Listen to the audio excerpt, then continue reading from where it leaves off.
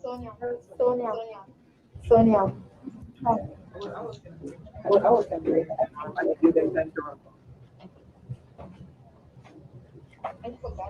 I forgot the color thing.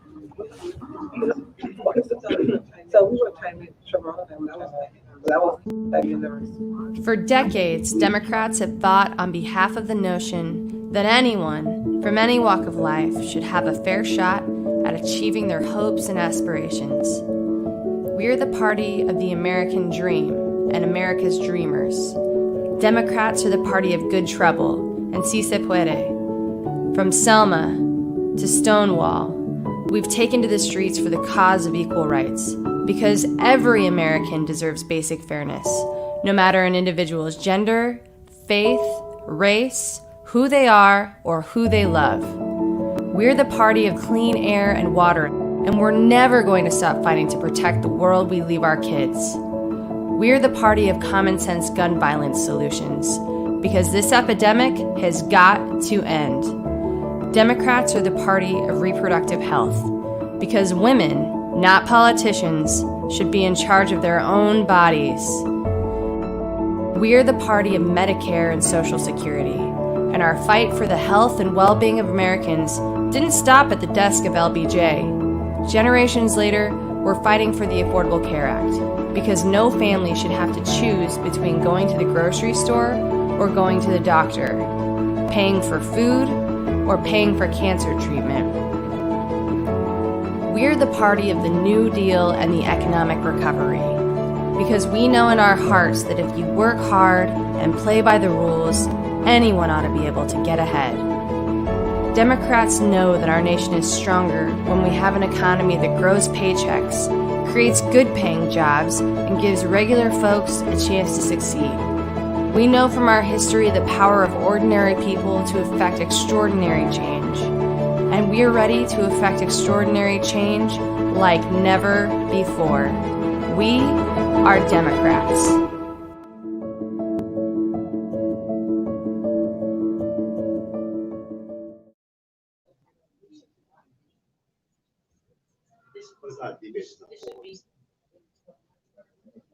Five years ago, Donald Trump descended to the basement of Trump Tower. For the last 5 years, he's brought America down with him, attacking healthcare for patients with pre-existing conditions, giving massive tax cuts to billionaires, not working families, praising white supremacists, stoking racial division, a White House in chaos, losing 300,000 jobs in a failed trade war with China, locking children in cages. He ignored science on coronavirus and misled the American people, stating it would miraculously go away. It didn't. Now, over 100,000 dead Americans, 20 million jobs destroyed, recession. No, I don't take responsibility at all. He shredded our alliances and turned our military on American citizens. You have the power to end the descent of our nation, to choose justice, unity, leadership, because we can't afford 4 more years of Trump. I'm Joe Biden, and I approve this message.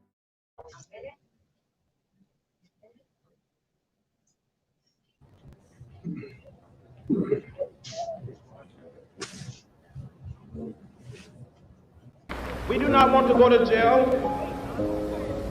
but we will go to jail if this is the price we must pay for love, brotherhood, and true peace. I appeal to all of you to get in this great revolution that is sweeping this nation. Get in and stay in the streets of every city, every village and hamlet of this nation until true freedom comes. Your vote is precious, almost sacred. It is the most powerful non-violent tool we have to create a more perfect union. We did go to jail, but we got a Civil Rights Act. We got a Voting Rights Act. We got a Fair Housing Act. But we must continue to push. So it doesn't matter whether we're black or white, Latinos, Asian American, or Native American, whether we are gay or straight, we are one people, we are one family, we all live in the same house, not just the American house, but the world house.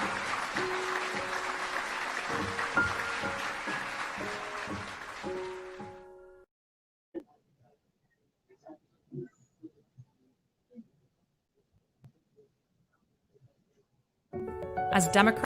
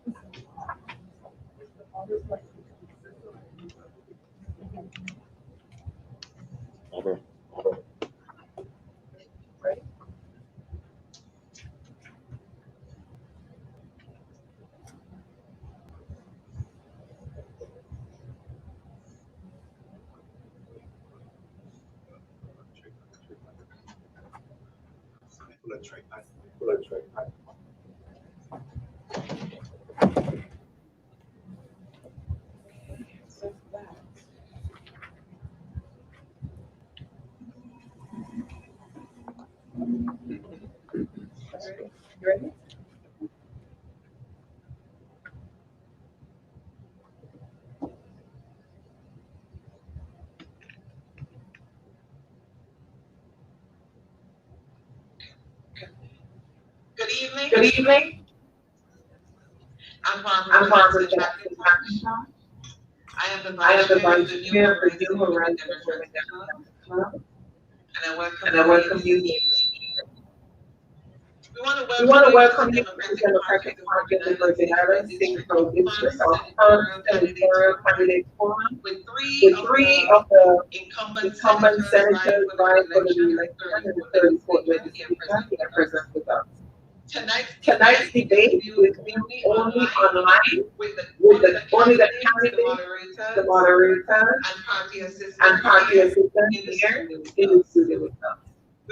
We will first introduce our president of the Democratic Territory of the Virgin Islands Party. He's also the executive committee member of the National Democratic Party. He also served as the captain of the Biden campaign and a co-chair of the Biden national campaign. Please help me in welcoming Cecil Benton. Thank you very much, Barbara. I want to say hello and good night to all and once again, I'm glad to be here because this is not my first time around. But it's great. Only problem is we are doing it under some unprecedented situation with the COVID.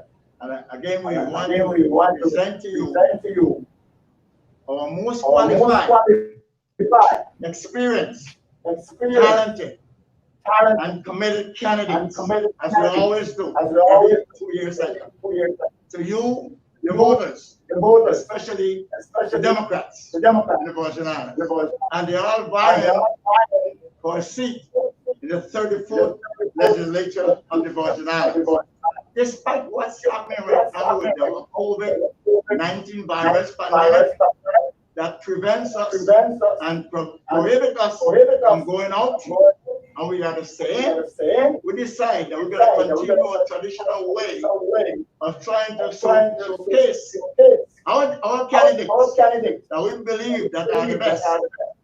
For you to choose, for you to make a decision based on their ideas in terms of your particular problem. We know what are the problems there in our community, so that you can decide who you want to choose to represent you.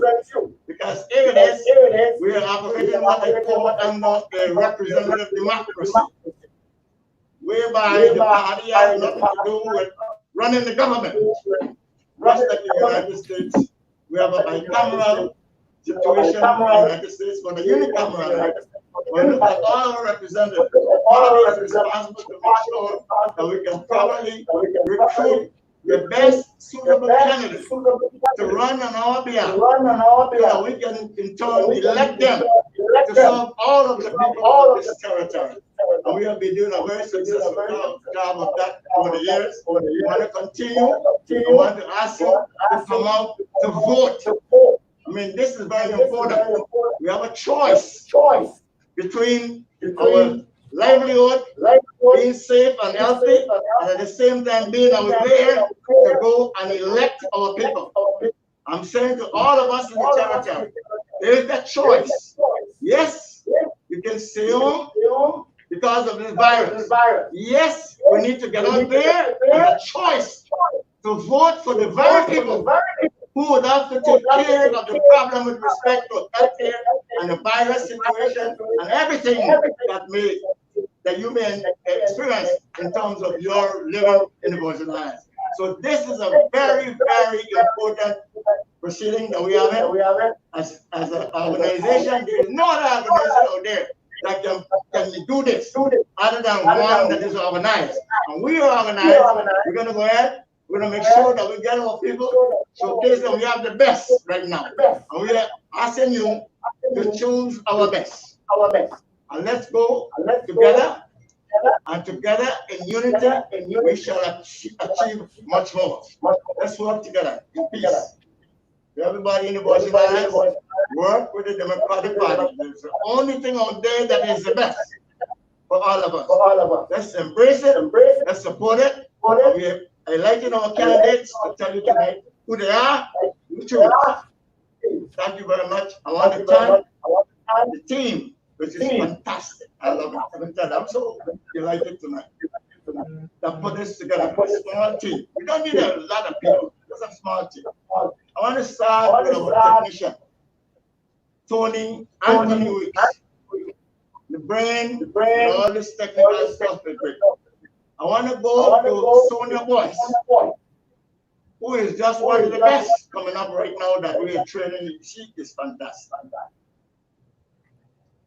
Rain, our district chair. Great for St. Croix, great for the territory. Barbara McIntosh, another technician, fantastic that we're working with.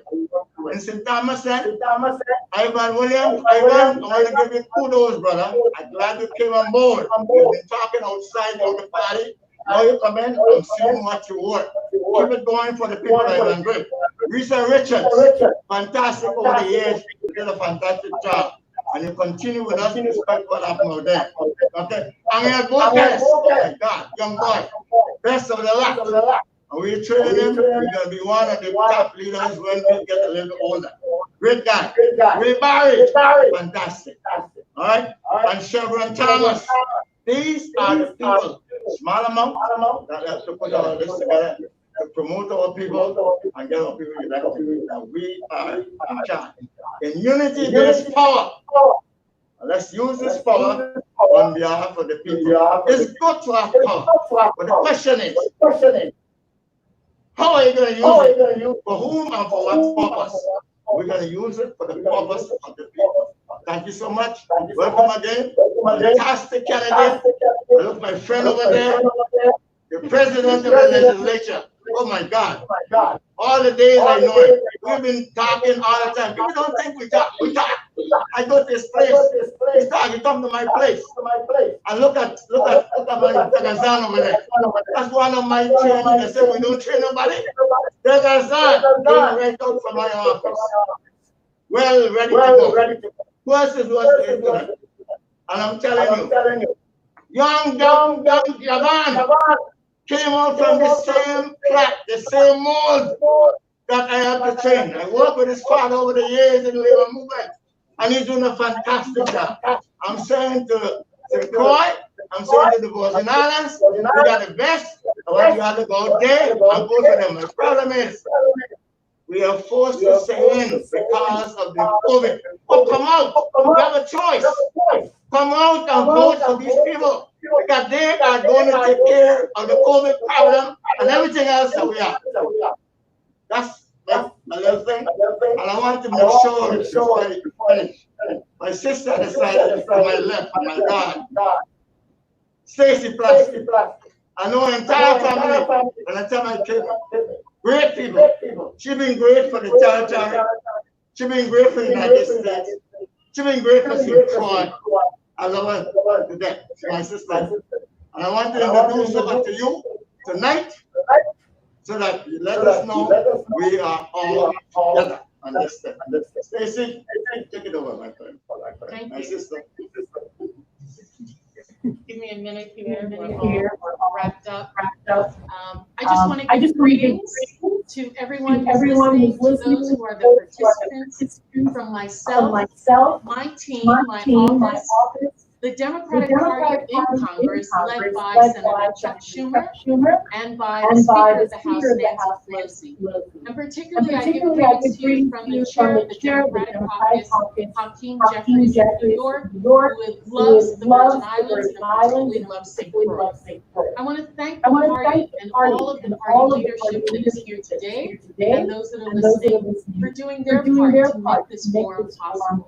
We know that we are at difficult times, and with their creativity and their will, we have been bringing these candidates to you all.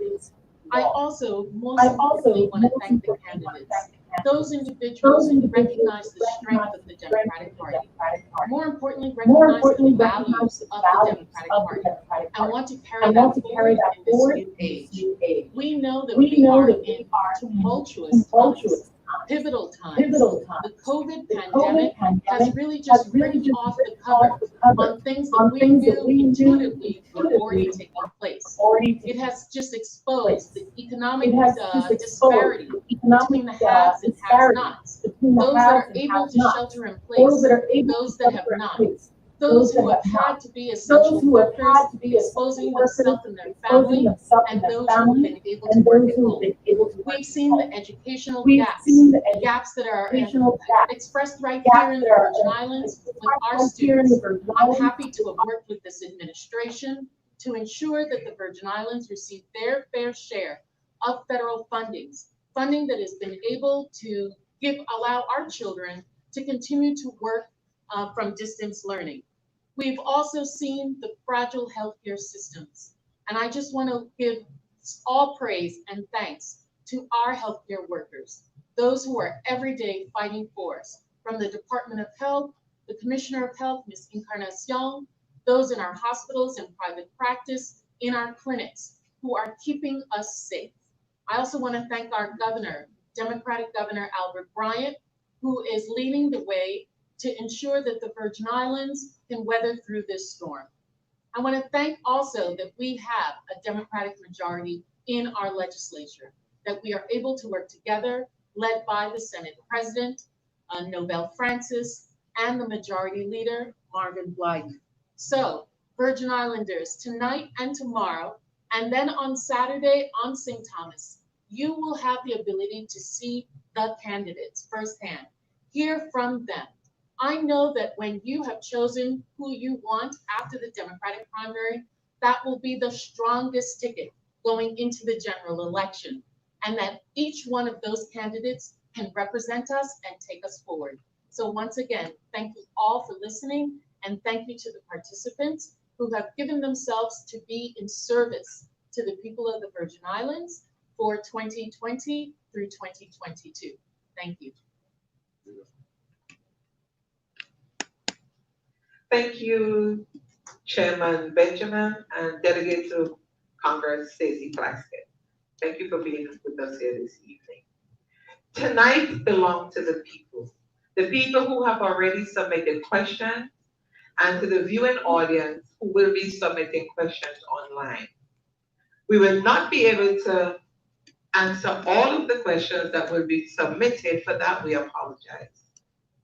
Each participant was asked to sign and adhere to the ground rules for this candidate virtual forum. Each candidate will be allowed 2 minutes to give an opening statement and 2 minutes to give a closing statement at the end of the session. 2 minutes will also be allowed to answer each question. However, for us to be able to ask as many questions as possible, we ask those that are here in the studio with us to please hold your applause. At the end of 1 minute, we will signal to you that your time is ending. And at the end of 2 minutes, you receive another signal for you to wrap up and finish answering your questions. Failure to adhere to the rules will be grounds for us removing you from tonight's forum. I'm sorry, I have to say that. Ladies and gentlemen, the participants in tonight's senatorial forum is Senator Novelle E. Francis, Senator Alison Degazan, and Senator Javon James.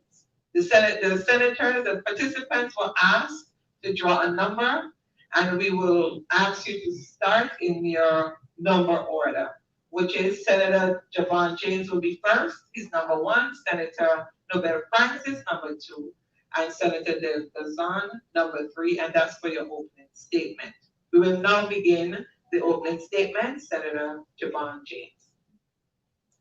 Thank you. I want to say good evening to the people of the U.S. Virgin Islands. I want to say a special thank you to the Democratic Party of the U.S. Virgin Islands for putting together this meaningful platform. Even though we're under COVID-19 guidelines and situation, I'm still happy that we're afforded an opportunity to speak to the people of the U.S. Virgin Islands regarding our upcoming Democratic primary election, which is on August 1st, 2020. I want to say thank you to the people of the Virgin Islands who believed in me in the last election. Thank you for your support.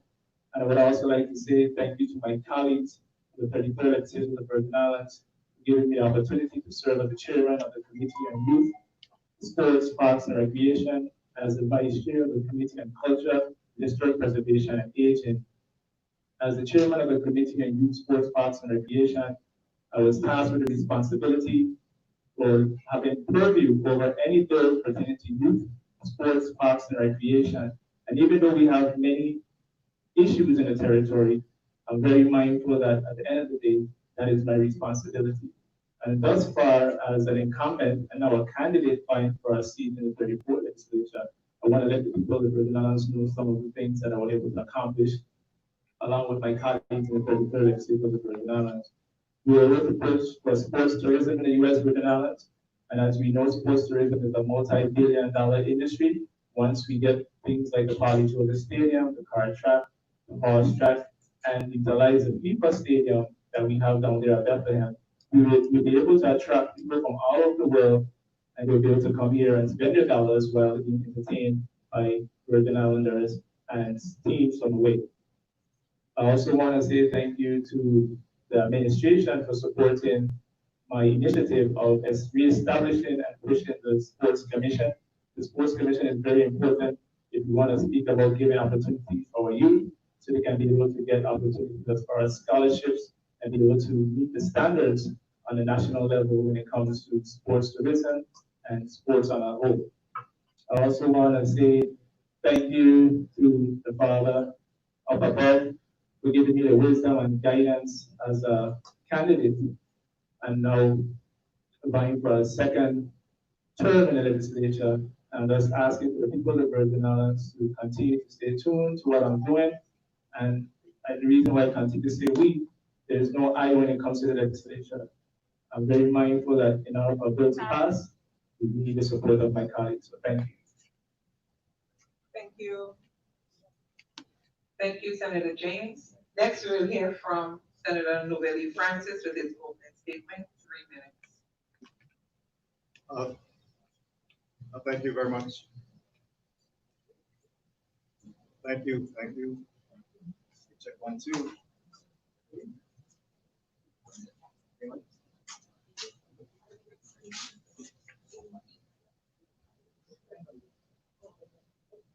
Thank you very much, Madam Moderator. Good evening to you. Good evening to my colleagues. Certainly good evening to Delegate Plaskett, Mr. Benjamin, Senator James, Senator Negazan, and good evening to the people of the Virgin Islands. I'm certainly excited to be here this evening as we have yet another democratic forum where we're able to again speak to the people of the Virgin Islands in terms of our role and responsibility. As I vie for a seat in the 34th legislature of the Virgin Islands, I want to say a pleasant good evening to everyone, and certainly I am happy to be here, and I want to thank everyone that has supported me over the last 25 years in my law enforcement career, as well as that they supported me in the 31st, 32nd, and 33rd legislature of the Virgin Islands, and I ask you once again to support me in the 34th legislature. I have had the opportunity of working along with my colleagues in order to move meaningful legislation forward on behalf of the people of the Virgin Islands. And I certainly, again, recognize and respect and really speak to myself as being one of those individuals that consider myself a spokesperson, that I work, both sides of the aisles in terms of the legislature, especially in my role and responsibility as the Senate President. I have a responsibility to look out for the full body and make sure that we're moving meaningful legislation forward. Also, during this whole COVID situation that we have been experiencing, I've had the opportunity to work again with the Governor of the Virgin Islands and the COVID task force, as well as the delegates of Congress, and we speak quite often in terms of being able to ensure that the territory receive their fair share of federal monies that's coming through, this nationwide, and more importantly here in the Virgin Islands. I, at this time, again, welcome the opportunity to be here. I had a long day today. I certainly at the groundbreaking ceremony at the Golden Bridge Molasses Pier. I attended the budget hearing, and now we're here, and I welcome this opportunity to be here. Thank you very much, and I look forward to this discussion. Thank you, Senator Francis. We'll now hear from Senator Negazan with her opening remarks, and you have 2 minutes. Thank you. Good evening. I am Alice. That better? Good evening. I am Alison Lisa Negazan, the Chair of Economic Development, Regulations, and Agriculture in the 33rd Legislature, and I am a candidate for the 34th Legislature Senate seat. First of all, I want to thank God for the opportunity and the strength to be here. There's a lot going on, and the fact that we can still be before you, poised and ready to work, says that we are in fact a resilient people. I want to thank the Democratic Party for bringing us forward to showcase our, I don't want to say talents, but information, so that you can see what we've been doing, where our head is at as it pertains to very important issues. Over the past year and a half, the office of Senator Alison Negazan has been extremely busy. We've pushed bills for agriculture, which includes increasing the budget, infrastructure bills, also performing oversight. As it pertains to economic development, I pushed the Blue Economy Bill. I am putting together right now with BI Bureau of Statistics so that we can get our data together to get more money into the territory, and pushing the RT Park project. As it pertains to the community, I pushed the bill for the elders and protect them from financial abuse, the real estate statutes, and to establish a full-time PSC to make WAPA accountable. And that's just to name a few. I want to thank my 33rd colleagues for supporting me and the legislations that I just discussed. Without them, we could never move them forward. This is a team effort.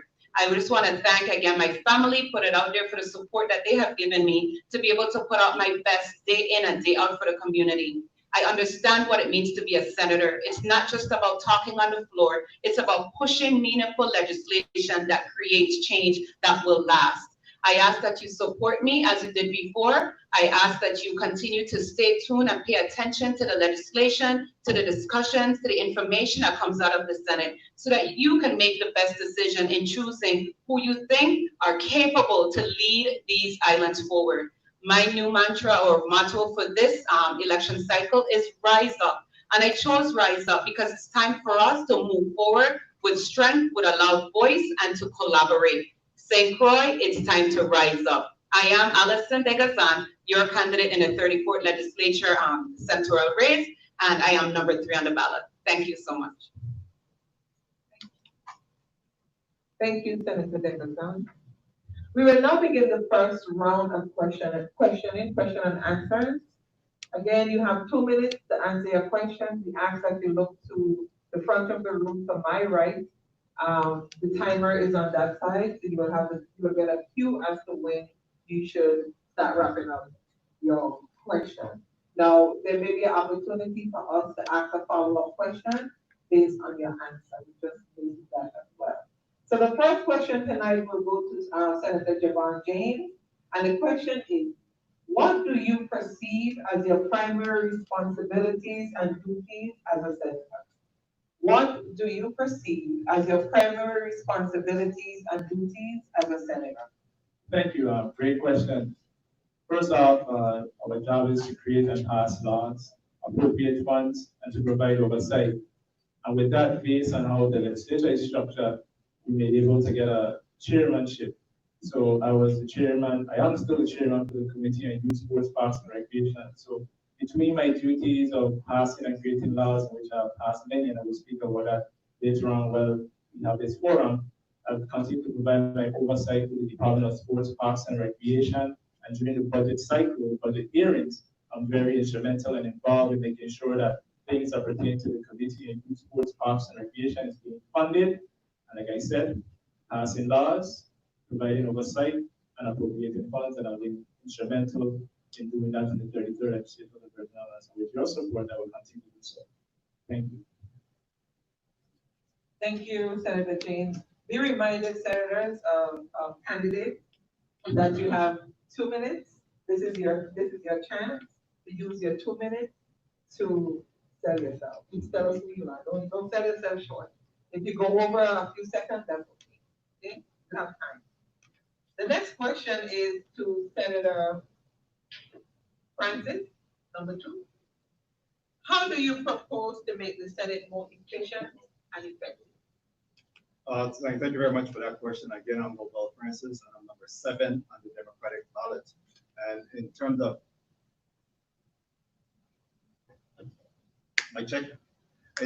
making the Senate a lot more efficient and effective, it's important that we continue to meet with the community and get the pulse of the community. I think it's critical that we're able to engage the community in terms of some of those quality of life issues that confront them.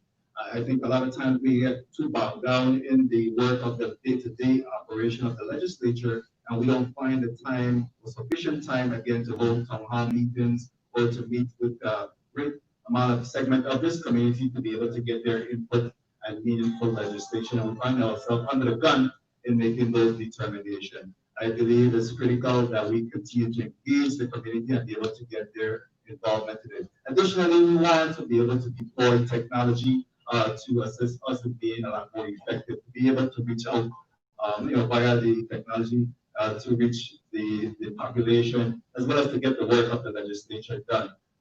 We saw during this pandemic situation where we had to again be creative and innovative in our opportunities to really meet and conduct meetings. We have had to allow for Teams, Zoom, Skype in order to be able to conduct these meetings. So we need to continue to engage in being able to do that. Additionally, I'm proud to say that here in St. Croix, for the first time, we're building out a home for the legislature that we can call home. Where we don't have to pay rentals for a building, but rather it'll be some place that we can turn off the light and turn it on, and it's really lock the doors and really call it home.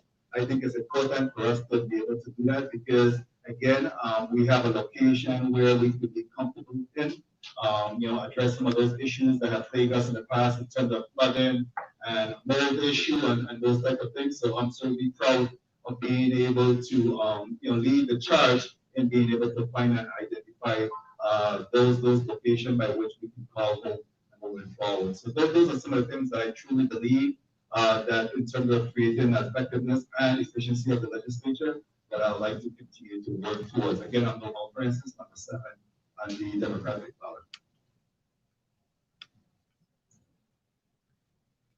Thank you. Thank you for your response. The next question is to Senator Allison Degazan. The question is, why should the legislature continue to operate on a full-time basis? Why should the legislature continue to operate on a full-time basis?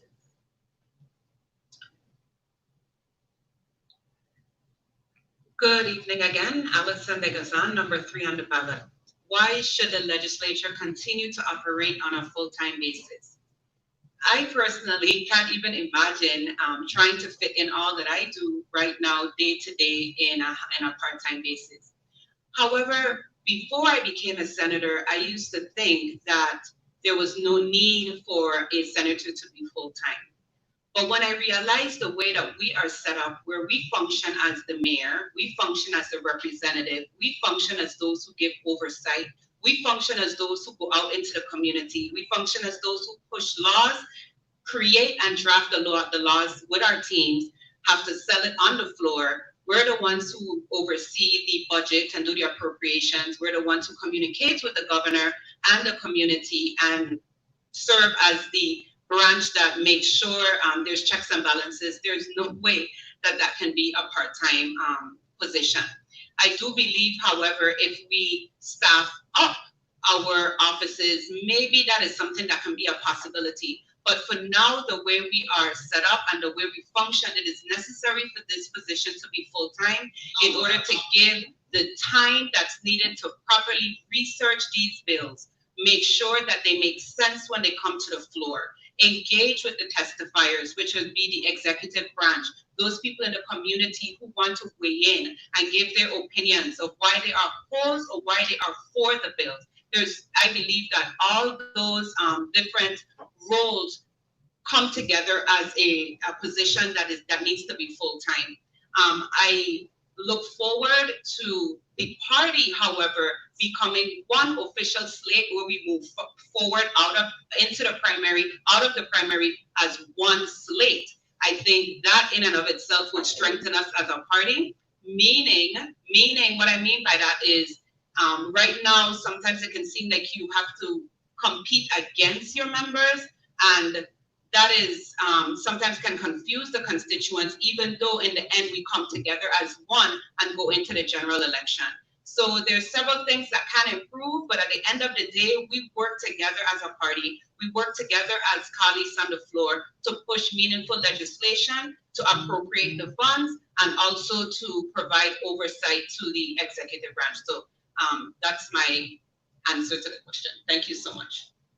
Thank you. Thank you, Senator. All right, so the next question will go to Senator Francis. Senator Francis, I'm sorry. What inspired you to seek re-election as a senator in the 34th legislature? Everyone, thank you very much for that question. And I'm inspired every single day. I love the job that I do. And every day I wake up with a renewed energy to go out and serve mankind. I spent 25 years, I have indicated in law enforcement. I learned that discipline, like hard work and perseverance, you get things done. And, you know, I believe that there's a lot of work that has been started in the 33rd legislature. And just case in point, one of my first piece of legislation is actually I put a bill draft in the 31st legislature. And that is the designation of the South Shore Trade Zone. And that bill is only coming to fruition today, 5 years later. So there's a tremendous amount of work that goes into what we do. And, that's the reason why I believe that I want to continue to do the work on behalf of the people of the Virgin Islands. I want to be able to, again, improve the quality of life for this community. I want to be accountable for the federal monies that's coming in our territory. We have a unique situation under our current situation where we have almost $7 billion that will be afforded us an opportunity to improve our infrastructure, our hospital, our schools, our roads. I believe that, again, I want to continue to hold those individuals accountable to make sure that we are able to make sure that those monies are spent in the most needed areas, just so that we could be able to improve the quality of life for all Virgin Islanders here in the territory. So I want to thank those individuals that have certainly supported me in the my first campaign. And again, I want to ask them to consider me one more time in being able to serve in the 34th legislature for Virgin Islands. I come cheap. All you got to do is put me in the office, and I'll do the work for you. Thank you very much. Thank you. The next question is to Senator James. And the question is, what is the most significant piece of legislation that you have passed in the 33rd legislature? What's the most significant piece of legislation that you have passed in the 33rd legislature? Well, thank you for that question. I have several, but one that means a lot to me. Forget about money and all that stuff. As the chairman of the Committee on Youth Sports, Parks and Recreation, there's a very dark secret in the U.S. Virgin Islands that some people do not want to touch. And of course, I want to say thank you to my colleagues for supporting that measure, and that measure speaks to ending child marriage in the U.S. Virgin Islands. We have several situations in the U.S. Virgin Islands where young girls and sometimes even young men were forced into marriage, basically for human trafficking, basically to avoid prosecution, going to jail, which is rape cases. We also have situations where individuals will be married and they will get their documentation, and after a while they will separate. And it's a loophole that we have in the Virgin Islands Code, where a young girl as young as 14 years old was able to be married with the consent of a parent or legal guardian, and a male as young as 16 years old. And that means so much to me when it comes to protecting the youth of the U.S. Virgin Islands. We like to say that the children are the future, but in order to secure a future for a child in the U.S. Virgin Islands, we have to make sure that they have an education, whether it's learning a trade, or going to college, or even going to the military, because that is part of education as well. So by having a child save themselves 2 to 4 years before they get married, they are afforded an opportunity where they can go to school. They don't have to be tied down in a marriage. Tied down is something where till tomorrow they want to get out of it, they have to go in front of a judge and ask for separation. They have the opportunity to continue to date who they want to date and be within the confinements of the Virgin Islands Code when it comes to being legally dating someone and having sex with them. And it's a very dark secret. And I can name many situations where individuals try to get themselves out of that awful marriage that was forced upon them, but no one was there to help them. They were too young. And I just wanted to say to the people of the U.S. Virgin Islands, as the chairman of the Committee on Youth, Sports, Parks and Recreation, once I'm sitting in this chair and I'm afforded this opportunity to serve in this capacity, we will continue to look out for the youth of the Virgin Islands so they're afforded an opportunity that they can get an education and be productive and law-abiding citizens in this territory. I want to continue to say that my name is Giovanni James, and as the chairman of the Committee on Youth, Sports, Parks and Recreation, I will do everything within my powers. Forget about the economics, forget about all that stuff for now. Protecting our youth and getting them an education, that is very important. And with being a father of 2, it means a lot to me. Thank you for the time. Thank you. The next question goes to Allison, to Senator Degasan. The legislature of the Virgin Islands is often referred to as the first branch of government. What does this characterization mean to you, and does it affect the way you interact with other branches of government? Thank you. Allison Degazan, number 3 on the ballot. As the first branch of government, we have to make sure we understand the role of each branch of government so that we don't overstep, so that there's no encroachment. The way that I perform on the Senate floor, off of the Senate floor, and talking with colleagues within my branch, outside of my branch, or within the other branches remain the same. I am always professional, I am always open, accountable, and well-researched. So what I do as a senator, it's not something I have to change or fix as I move from communicating with a person within my branch or with someone in the judicial branch or someone in the executive branch. I carry the same pleasant decorum. Sometimes I'm aggressive, sometimes I'm more assertive. It depends on the situation at hand. And it even depends on the topic and how knowledgeable I am about the topic. However, I believe that as the first branch of government, it's important to assert ourselves as such, to make sure that we take our oversight role seriously, to ask the right questions when we're on the floor or off the floor, to be investigative in nature, to be intentional in the type of legislation that we propose and that we support, so that 5 years down the line, we are just as proud about the current legislation that we voted for then and now. It is very important that we are mindful of what we're doing now, because it affects the territory years from now. In our seat, we have seen where there's certain code or certain bills that's been passed, and we've scratched our head to wonder, did they consider how this would look 5 years from now? What the data showed that they looked at to make the decisions? Did they communicate with the other branches of government to make sure the legislation was strong and made sense and would still be purposeful 5 years from now? So again, it's important to remain professional, well-researched, to ask the right questions, to be assertive when necessary, and to also be calm and to listen when need be. But I see my time is up. But no matter what, we have to remain professional and know that we are in a role for oversight. And as the first branch of government, that's what we do. Thank you. Thank you. Okay, so now we are going to switch. Now we're going to switch focus to the economy. As you all know, during your term, this has certainly been a large topic of focus. So on this topic, I'm actually going to start with Senator Francis. So your question is, we have discussed industry diversification for decades, but have not been able to make any significant shift. What do you see as the obstacles to achieving this needed diversification? Thank you for that question. Again, my name is Nobel Francis Jr., number 7. What we need is political will. Simply put, we need political will.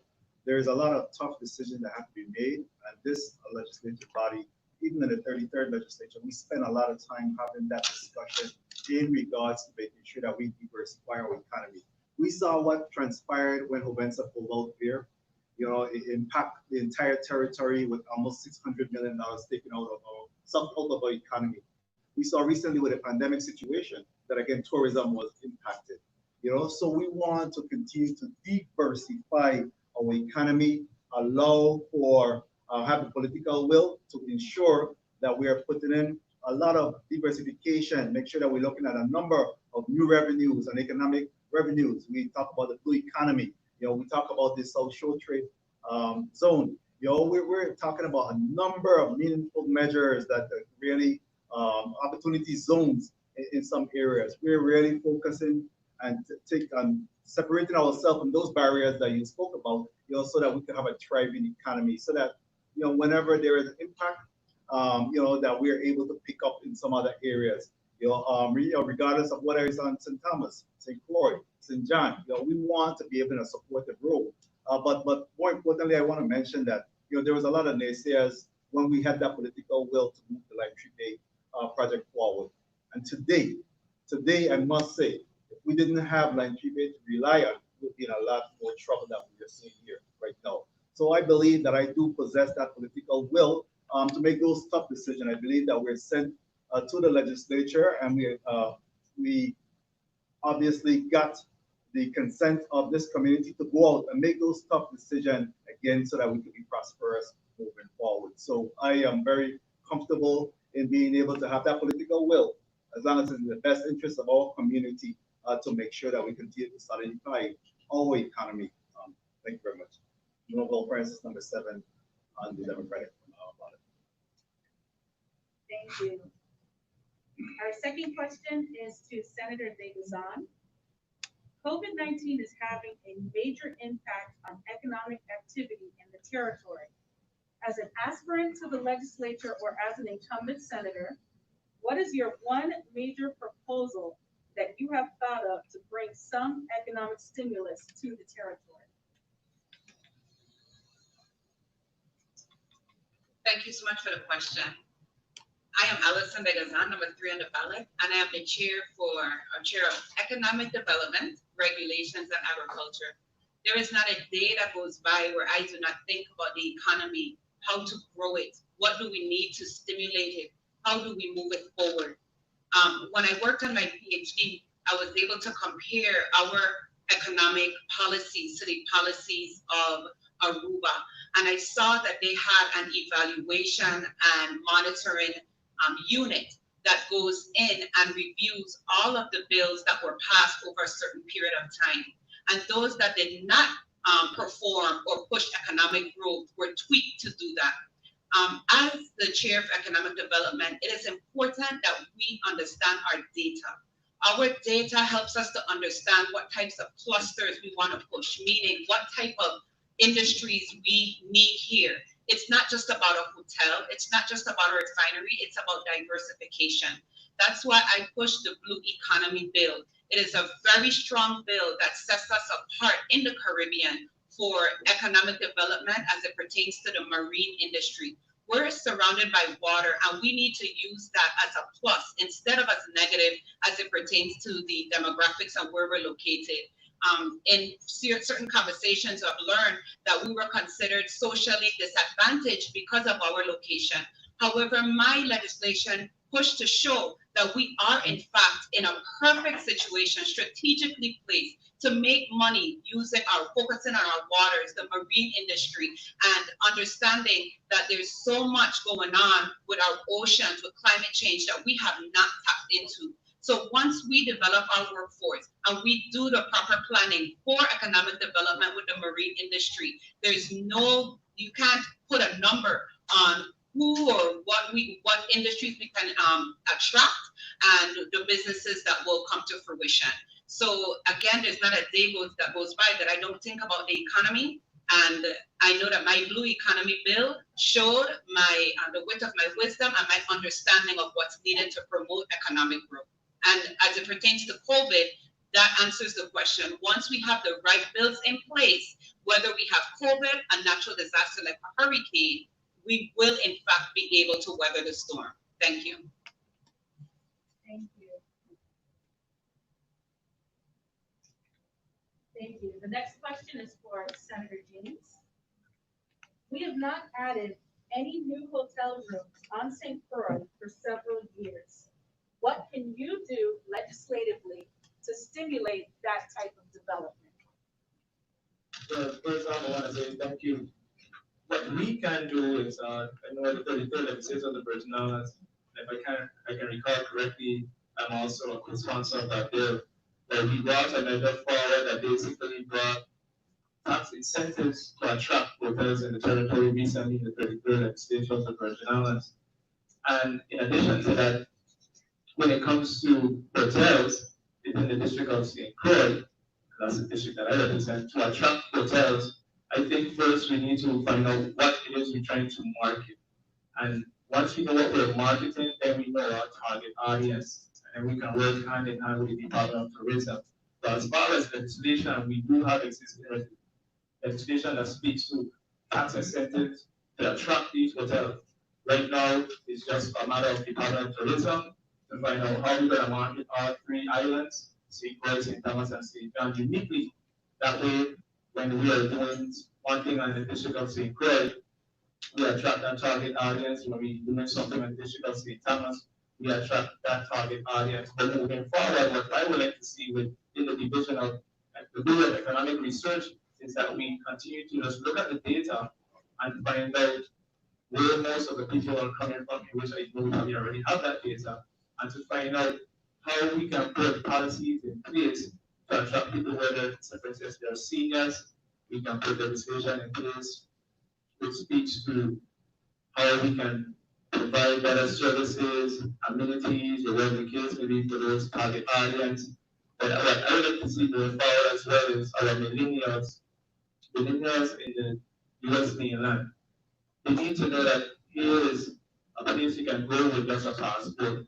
But most people in the US mainland here in the Caribbean, they think that you need a passport and it's very difficult to get here. So moving forward, I just think that with the legislation that the legislation of the Virgin Islands recently approved, which speaks to tax incentives and attracting hotels, just to find our target audience. I think St. Croix is the right place when it comes to attracting millennials and seniors. Thank you. Thank you. Our next question is for Senator Dagazan.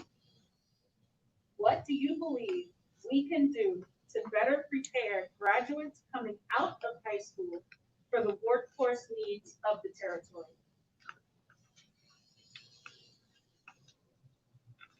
Thank you so much. As the first branch of government, our role is to provide oversight.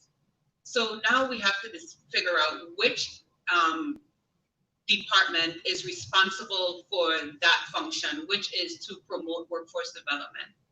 Initially, that would be the Department of Labor. So whether I am the chair of that department, over that department or not, or whether I'm part of that committee, it would be to ensure and make sure we push or we give or perform oversight for the Department of Labor, Department of Tourism, Department of Education, to make sure that they are following through with their mandates to put certain programs, initiatives, etc. in place. As the first branch of government, we can assist them through legislation to make their role easier. However, sometimes we find that as senators, we still have to push certain legislation when we don't see certain things happening. It's not a comfortable position because you kind of force your hand. However, if that's what's needed to create a better workforce, then we would do that. And we have done that by increasing budgets, by making sure money was available for certain projects, making sure funding is available for CTEC, etc. We make sure funds are available. We provide the oversight. For example, right now I'm pushing the RT Park project, which will bring forth some incubation services and help the University of the Virgin Islands as students come out of school, as they come out of the high school, to create that pathway. Again, it is for us to provide oversight and to provide legislative support, provide the funds or find and generate money to have the funds needed for those. So even though that function in and of itself is an executive branch function, as a legislature, we are ready and remain poised to push legislation or be creative to help them achieve their goals. Thank you. Thank you. Our next question is for Senator James. The question is, what can you do legislatively to stimulate more local entrepreneurship?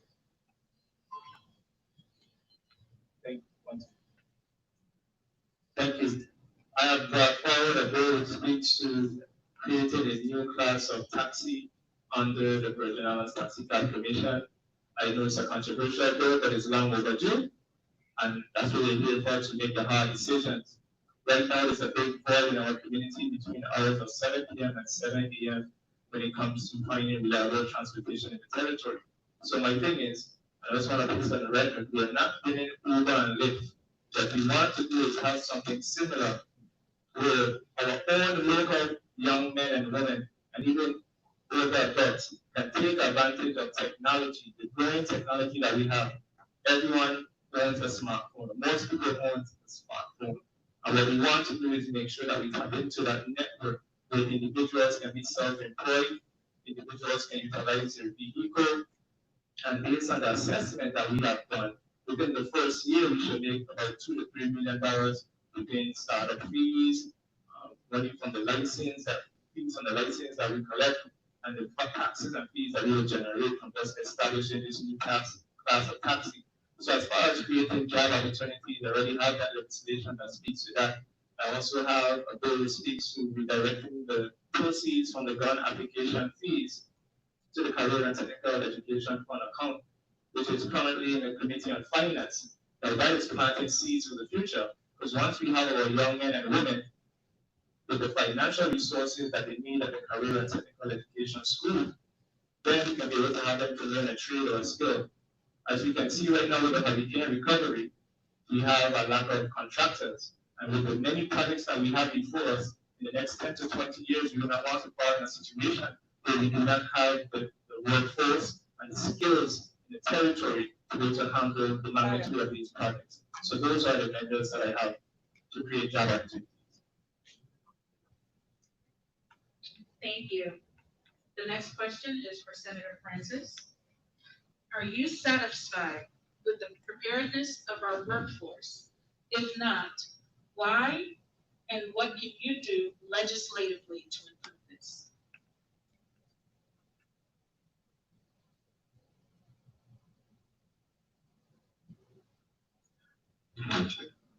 Thank you very much for that question.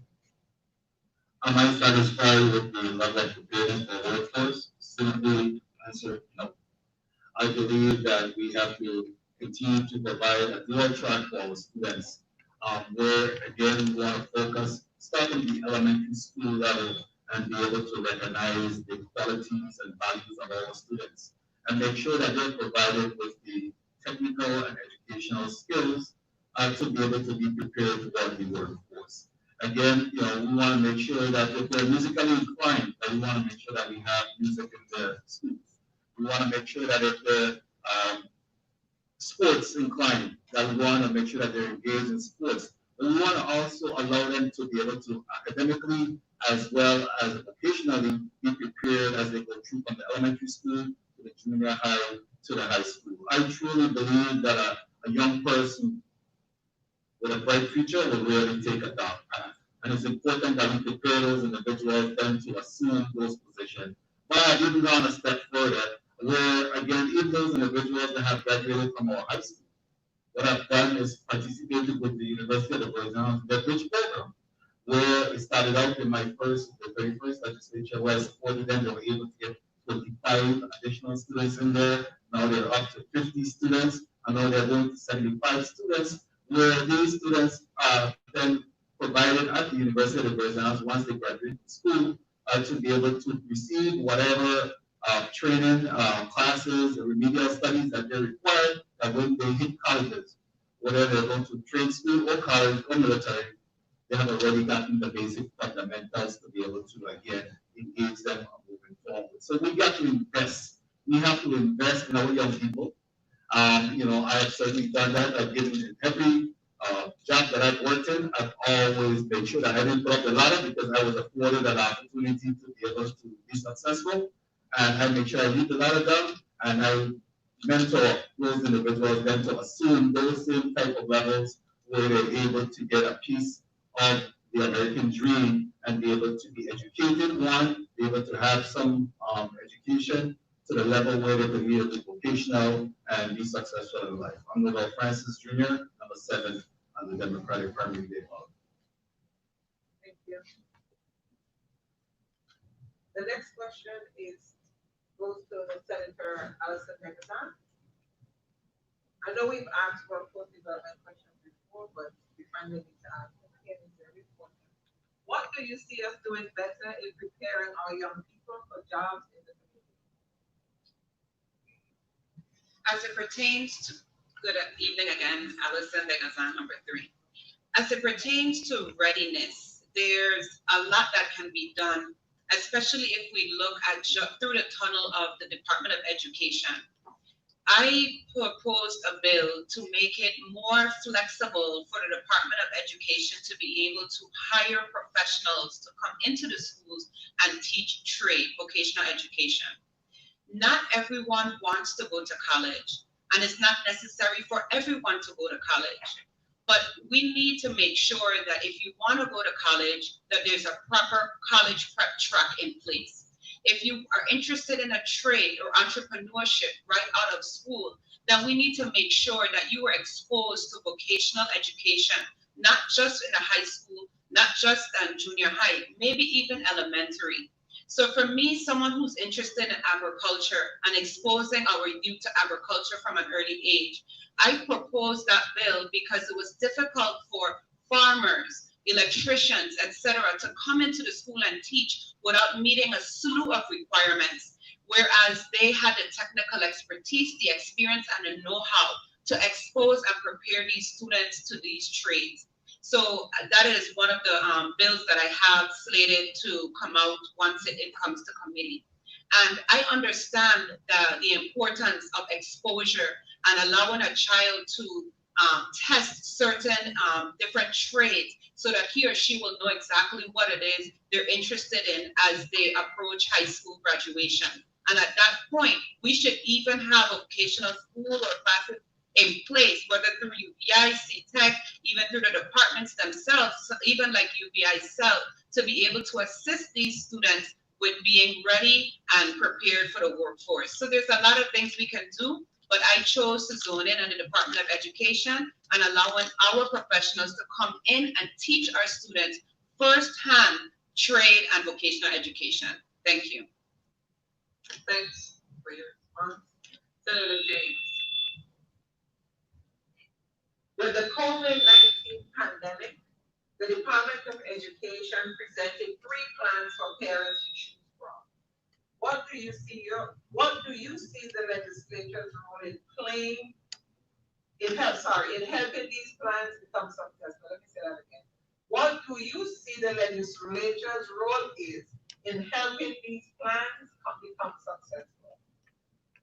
Thank you for that question. As a father who has 2 children who will be attending the public school, that was a very great question. And our role is to make sure that we're not micromanaging, number one, and be mindful of our role. Our role is to be lawmakers. So currently we do not see a need for any legislation which speaks to changing how we're going to conduct school activities or the curriculum. However, I know recently we passed legislation which speaks to the calendar year and making school start early. And currently we saw that the governor brought his concerns to the body which speaks to opening school at a later time. So even though we have a legislation that speaks to starting school earlier, we realize with this COVID pandemic that the governor has the final say when it comes to when school opening up. As far as our role, I think we should just continue to listen to the concerns of our constituents, the people of the U.S. Virgin Islands, because we are very hands-on, we're always in the public, and bring that to the attention of the Commissioner of Education and the governor. And I must say, I'm very proud of our leadership as the Senate President. He has been in constant communication with the governor of the U.S. Virgin Islands, and we had opportunity to basically express ourselves and our concerns. And one of the concerns that I brought up most recently with the governor of the Virgin Islands is the starting of school. And he made mention that there should be over $20 million in investment for technology when it comes to how we provide a better plan as far as educating our students. So the $20 million, the governor said he's going to utilize it to have computers and whatever technology that we need to enhance our learning experience. But as far as legislation, I don't really see a need for legislation right now. We just need to continue to provide our oversight and collaborate with the Department of Education, the Commissioner of Education to be exact, and the Governor of the U.S. Virgin Islands. Right now, it's not a time to play politics, but to work together. Thank you. Thank you. This question goes to Senator Francis. Civic education was mandated to be taught in all public schools. What are you doing to ensure that the board and Department of Education are fulfilling this mandate? Thank you very much for that question. As a matter of fact, the civic bill is a bill that I proposed and was able to move through the legislative body. I continue to hold the Department of Education accountable to ensure that they're teaching civics in our schools. And not just American government, but civics that speaks to the personal-centric aspect of civics. Additionally, this happened when I went over as a freshman campaigning over at the education complex, where again I asked some students at the time, how many of you were interested in becoming a senator? And only one person raised their hand and basically said, they weren't interested in becoming a senator. When you ask formative questions about, what's the role of government, not just as a senator, but the executive branch, what is the judicial branch responsible for? Certainly not just our students, but also our adults are really lacking with that type of information and knowing who is accountable for what. So I proposed legislation back in the 31st legislature that allowed for civics to be taught within or from the 9th to the 12th grade, because at the time the individuals from the Department of Education indicated that civics were being taught in the elementary and junior high school level. I still am not satisfied that we're able to see civics and curriculum at the levels that I like to see it. However, based on the funding I provided, because of the COVID situation, they have somewhat scaled back. But it is intended that we'll be able to really teach civics in our schools. More importantly, us as legislators, us as the various branches of government, I think that we also have a responsibility that we can continue to impart that information on our students and this community. Thank you very much. Again, Noel Francis, number 7. Thank you for your responses. So we are going to switch over to the topic of energy and WAPA. I'm sure you all saw this one coming. So the first question is going to be for Senator James. Your question is, some individuals have suggested that WAPA should be privatized. Should the legislature revisit this issue? Why or why not? Thank you for that question, Javon James, number 2 on the ballot.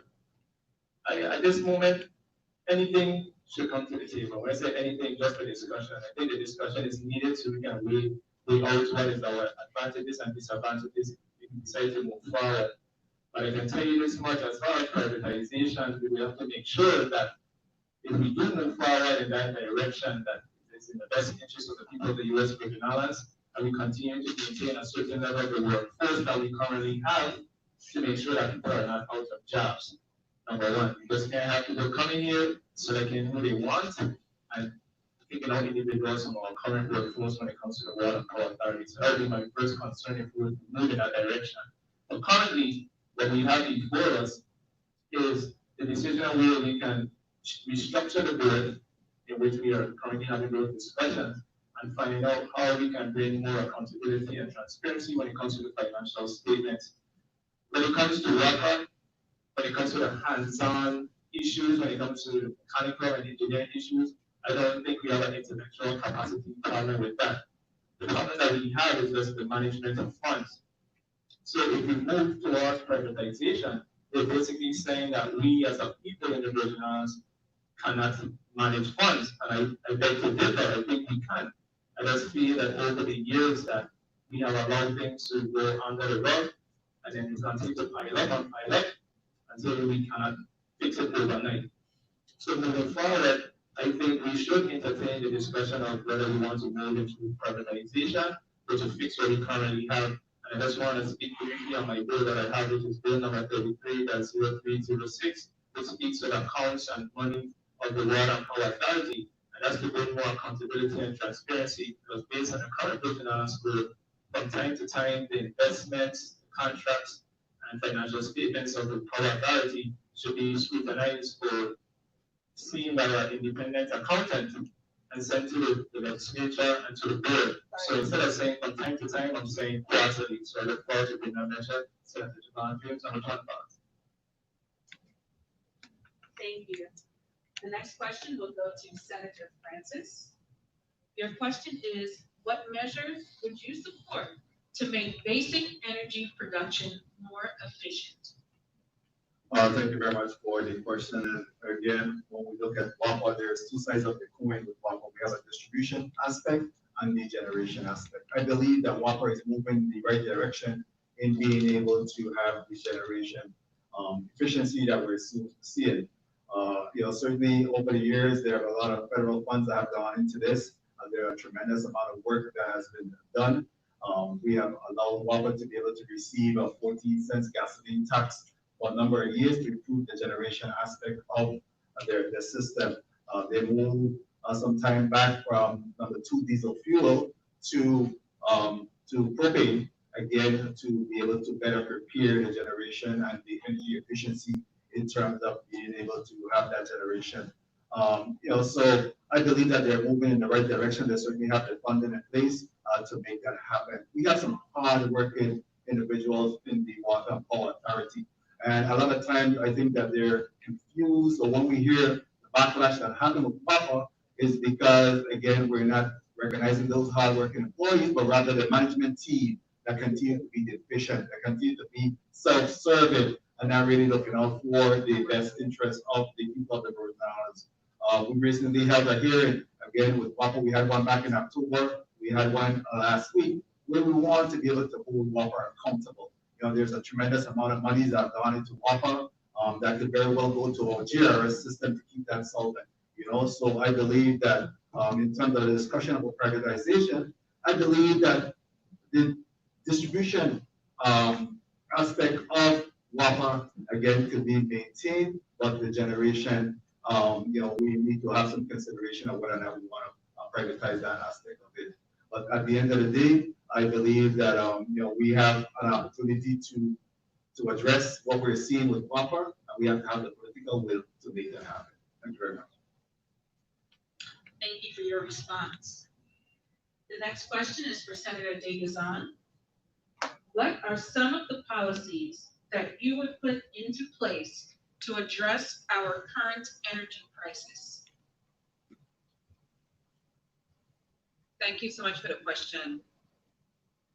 I submitted a bill and it actually, what we did was it became an amendment in the nature of a substitute, which we merged several bills. So I worked with Senator Barnes and Senator Gittins, and I'm hoping to get the support of the other colleagues once it comes to the floor, to establish a full-time PSC commission.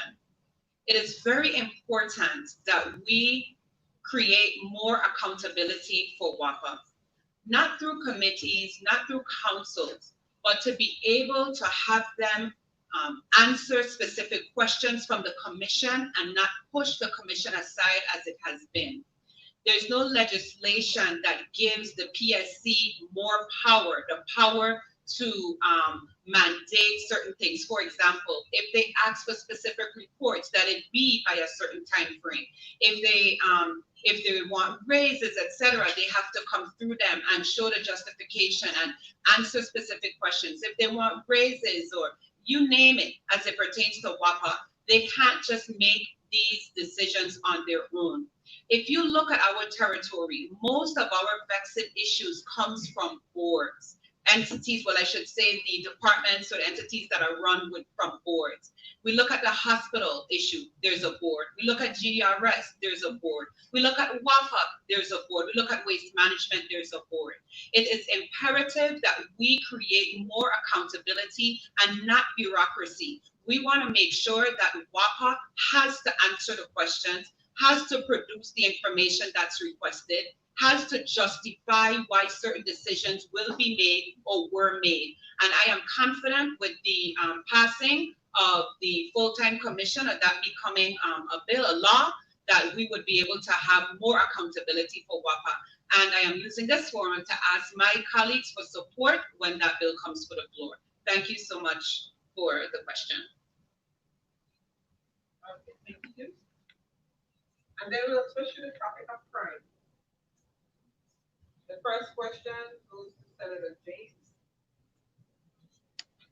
What is going to be your commitment to provide support to the Virgin Islands Police Department to enable them to become more efficient and effective? Well, great question. I think it's very fast. So I'm going to speak on some of the measures that I have thus far. One is a bill, not a bill, an act, which is currently law, which speaks to amending the Virgin Islands Code regarding negligent homicide by means of motor vehicles. Currently, we saw the spike in DUIs in the territory, and it has been very alarming. And with COVID-19, I realized that we have several arrests when it came to DUI. So I brought a measure that speaks to bringing more enforcement and accountability to individuals who think they can just ride around on the streets of the public like it's Wild West and knock down individuals and cause them to lose their lives. I've also brought forward a measure that speaks to enforcement when it comes to DUI, increasing the fines and penalties, and mandating that subsequent to repeated offenders, instead of me having the license revoked, having the license revoked mandatory, which brings a certain level of accountability. I also have measures not just to incarcerate individuals, but to liberate individuals. And like I mentioned earlier with CTEC, I think if individuals around here are informed, educated, and they have a trade as a backup plan, we'll see a reduction in crime. Once we start to have those billions of dollars coming into the territory, who's going to do the work? And you cannot learn a trade overnight. You can be a laborer, but you don't want to be a laborer for the rest of your life. But as far as my support, I've been in constant communication with Commissioner Bernard. Even up to this morning, I was in communication with him regarding crime because it affects my age group and I can relate to them a lot. So I will continue to bring measures that speak to enforcement and measures that speak to opportunities, but it must be a balance. Everything just can't be knocked up and thrown in the key. So I have measures that speak to enforcement and opportunities. Like I said, once we have individuals learning a trade, once guys have money in the pocket, I don't see why they would want to become a gun. So I will continue to bring measures that will support our youth, Devon James, and the 200 about it. Thank you, Senator James. This question is for Senator Degazan. What do you see as some of the issues that are hindering law enforcement efforts in the territory, and how can you, in the capacity as a legislator, help to remove these obstacles if any? Alison Degazan, number 3 on the ballot. You know, being in a small community, everyone knows one another. And when crimes take place, sometimes you may have to tell on your neighbor. Sometimes you have to tell on your neighbor's child. And one of the issues that we hear the law enforcement speak about is that people are not coming forward with information. Not every issue can be legislated. However, every issue can be supported. As a senator, I would offer any type of support through initiatives and community engagements, even bringing in public-private agreements to alleviate crime. Our crime, the crimes that take place in the territory, they're not just guns, it's not just theft, it's not just gang violence, but also crime against elders. I propose the financial elder abuse bill so that our elderly or most vulnerable in our community can be protected. We have to understand that crime is very broad and we can't zone in on one area. We have to look at it through wide lens and push legislation, whether it's through forgery, whether it's through gun violence, whether it's through rape, but to make sure that any type of support that we can give to the law enforcement that we do. But we live in a community that's very tight-lipped, that really don't share and give information that they should. Anything that we can do, any PSAs, any type of public engagements, I am willing to do that. Again, not everything can be done through legislation, but every issue can be supported through community engagement. Thank you so much.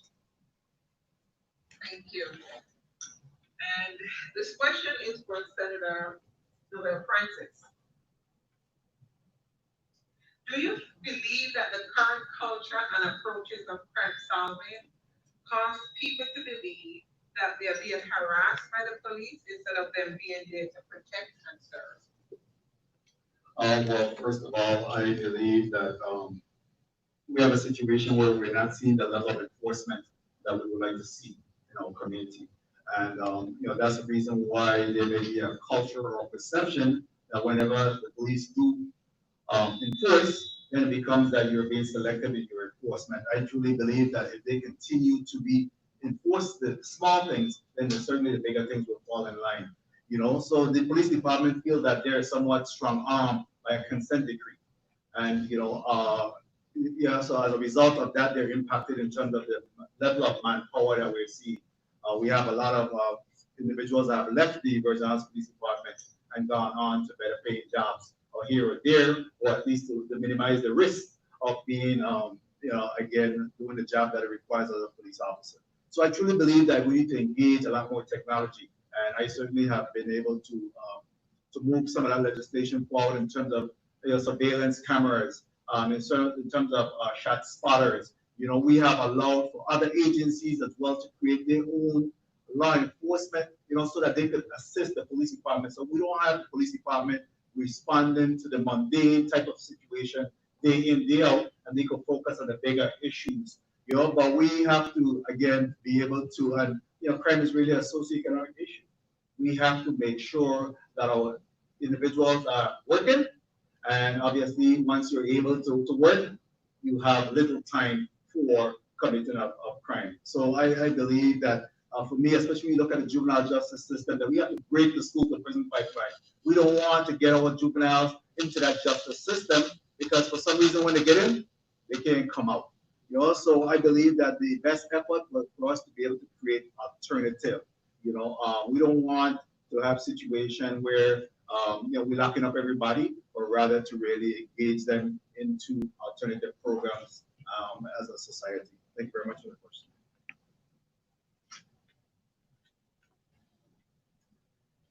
Okay, so we're going to address the £1,000 elephant GR. And this question is one question for all three participants. Same question. And we're going to start with Senator Negazan first for 2 minutes, then Senator James, and then we'll go to Senator Francis. Working with the GER's board and the executive branch, what plans do you have to save this system from becoming insolvent? When I began contemplating running for the Senate, I knew the important issues. And being someone on the outside and then coming on the inside, it's two completely different lenses. As I became a senator, I was able to understand that there is a major communication problem coming out of the GRS. Again, like I mentioned before, a lot of our vexing issues are from entities that have boards. What I knew and pushed was that we had to revamp the boards. The decisions come from board members who do not have the experience, who do not have the educational experience, who do not have the work experience to be able to even weigh in on a lot of the tough issues that are on the agendas of these boards. What's necessary is that we push to dismantle many of these boards through changing the requirements and the composition of the boards. Once we change the eligibility requirements for these boards, we will attract a different caliber of individuals with expertise, different levels of thinking, and more understanding of the technical areas of each area, specifically GRS. What we found was that board members did not have real estate experience. They did not have investing experience. They did not have public pension experience, yet still they are board members making decisions with your money. So as your senator, my focus was to make sure we dealt with the boards first, and those measures are on the table. Thank you.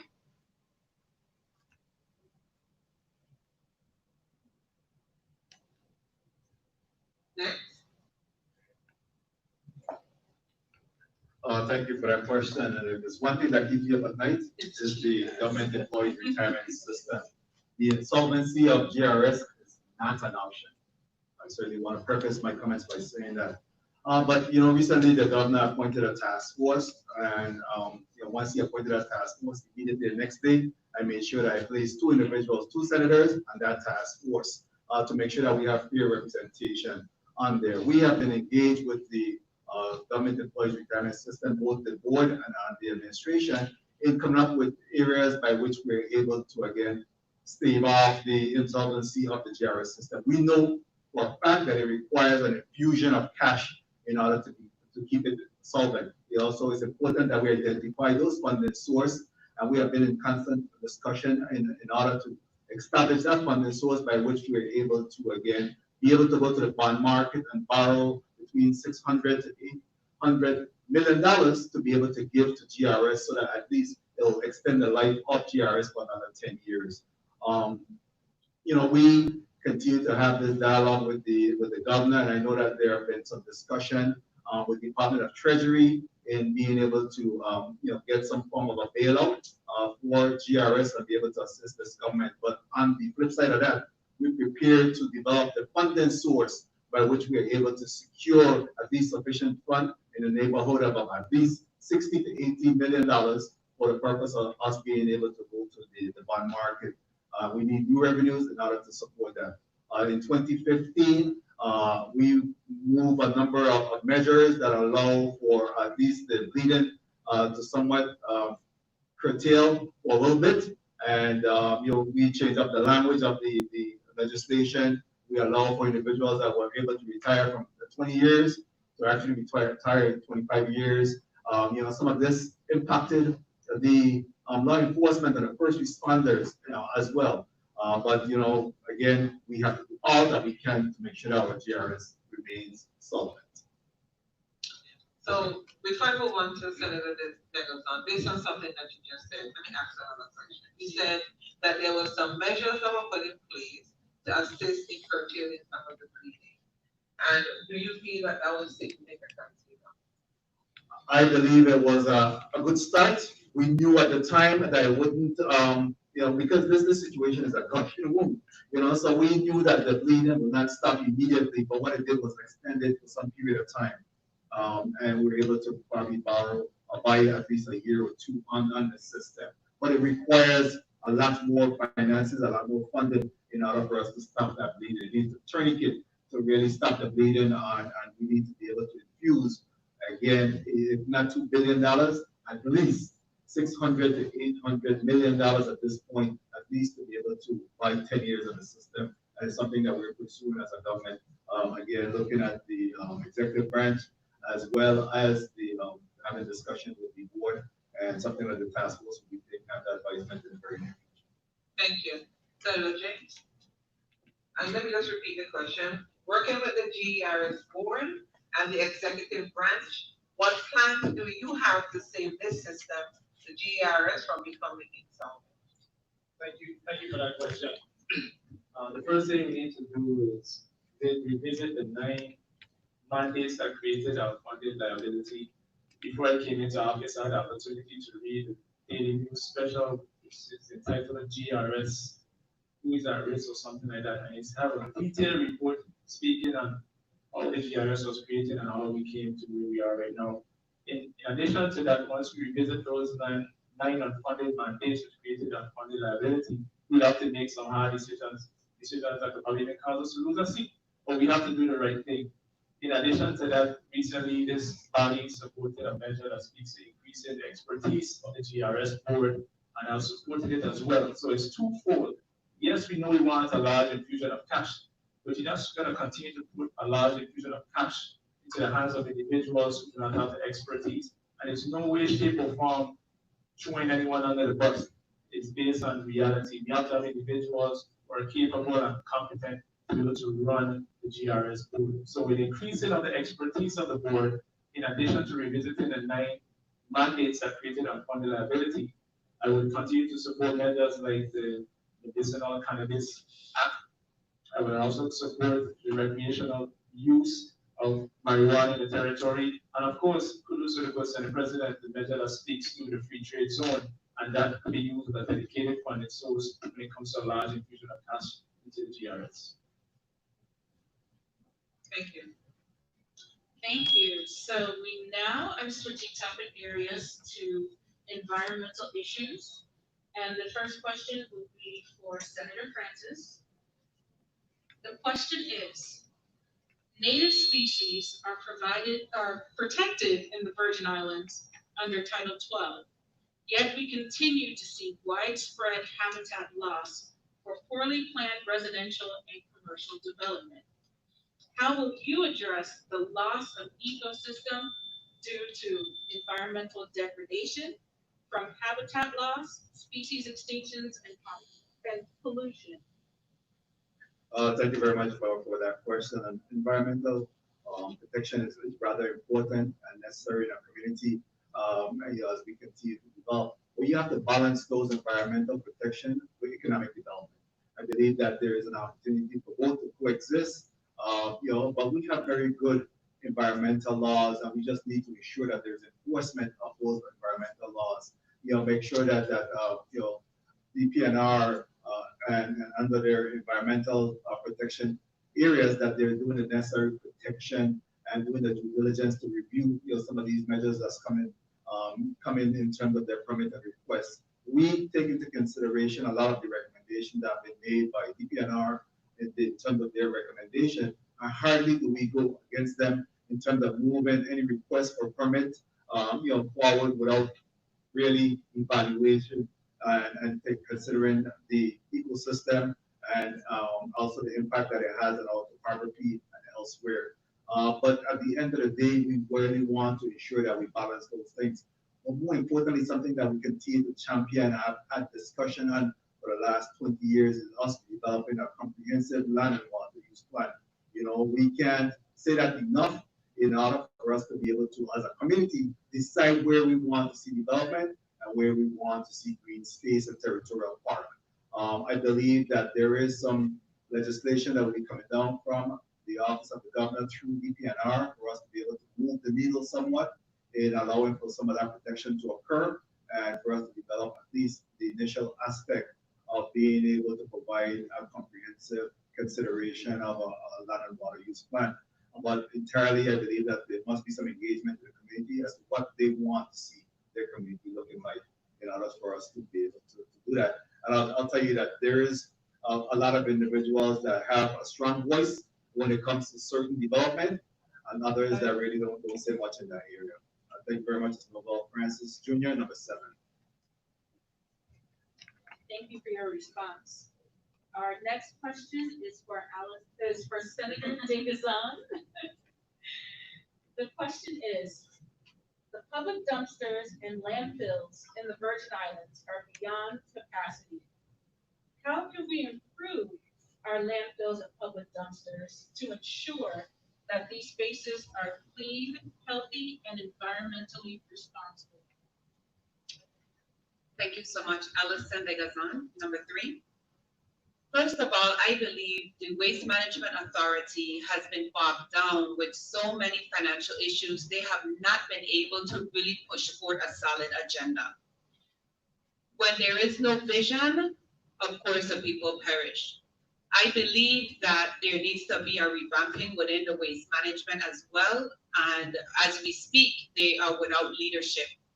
Without leadership or consistent leadership, we will see gaps and it shows up in our community. Case in point, the landfill, dumping areas, etc. We know that waste management has a huge financial problem. That is why Senator Francis and I proposed to have UBI champion coming up with a good plan for the landfill. We attended, I would call it a forum, where we were able to see and listen to a solid plan from UBI where they wanted to oversee a project to improve the landfill situation, the dumping situation. And what we realized is that the board, once again, you hear me talk about the inefficiency of the board, does not have the capacity to be able to do such a thing. And that comes down to waste reduction.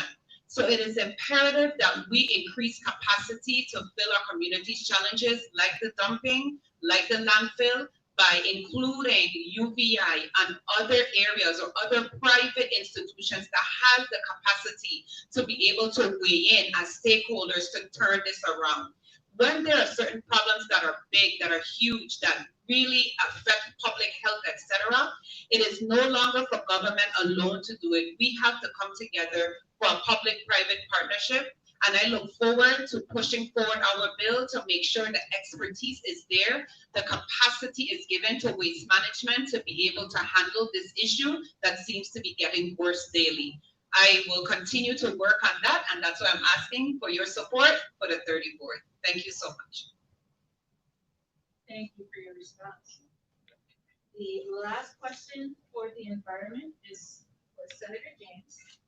The question is, how would you create economic opportunity legislatively for persons working to protect our natural resources, including marine ecosystems, forests, and native wildlife?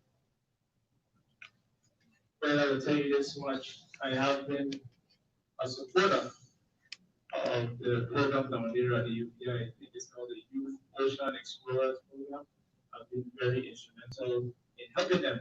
But I would suggest moving forward, not necessarily legislation, but in the budget, if there is room, we can appropriate some funds to have the Youth Oceans Explorers Program down there at the UPI. I think the individual who's in charge of that is Mr. Forbes. He's a Croix, but he's operating down there in the district of St. Thomas. He spearheads that project, and during the summer and throughout the year, what he does is he takes students at a very young age and introduce them into this marine life.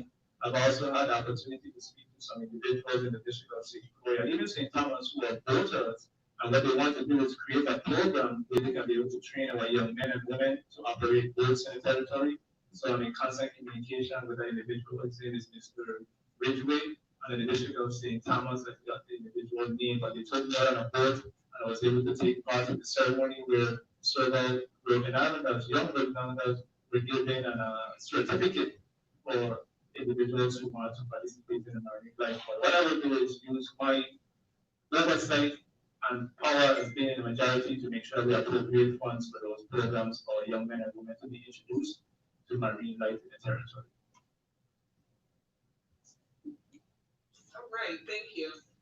And we are going to switch to our last topic for the evening before we close out, which is healthcare. Another